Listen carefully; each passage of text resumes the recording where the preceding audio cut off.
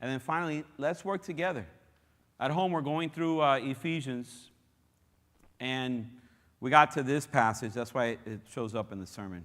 You'll often see things that I'm reading in my Bible in the sermon. That's the way God kind of works with me. But we've already read verse 15. Let's go down to verse 16. It says, "From him, the whole body, joined and held together by every supporting ligament, grows and builds itself up in love, as each part does its work."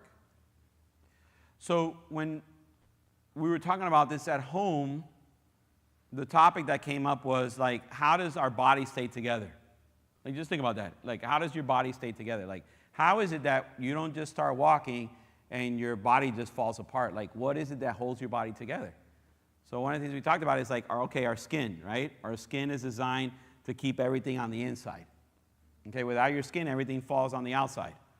So, hold on, my voice is going. I must be getting close to the end of the sermon.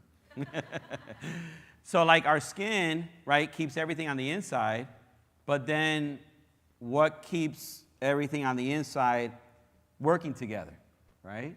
So this is where the Bible's talking about.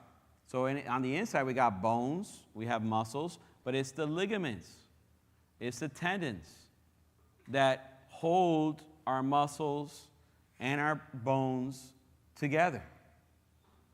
So when I talk about us working together, the beautiful thing is that the Bible compares the church to the body, and that we're the body of Christ. And as a church, Christ is the head of the body. So our job is to receive the signal from the head and to move in the direction that Christ is calling the church to move. Now, could you imagine trying to go through these exit doors? Let's say the service is over and we start going through the exit doors, but our body's not cooperating, right? Like, our feet are trying to go out the door, but our arms are not cooperating. Our arms are trying to stop us from going outside those doors. Wouldn't that be very frustrating? Wouldn't that be like counterproductive if the body works against itself? But the call here is for the body to work together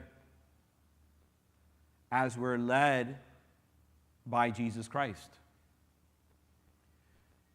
How can we work together? Is by remembering the mission that Jesus has given the church. That's what unifies the church. It's not the kind of music that we sing. It's not the kind of program that we have on Wednesday night. That's not what unifies the church. What unifies the church is the mission that Jesus has given the church. And what's the mission? To go into the world and to make what? To make disciples. If you don't know that mission, that's the mission of the church. And you might think, well, why do we care if the person across the street from our house knows Jesus? Why do we care if somebody who lives halfway across the world knows Jesus? Why do we care? It goes back to the original question that we asked at the beginning of the sermon, the one that Cain posed to God.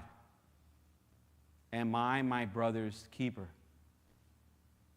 You see, in this life, we could take Cain's approach and say, what does that person have to do with me? Or in this life, we could take Christ's approach. What does it mean to take Christ's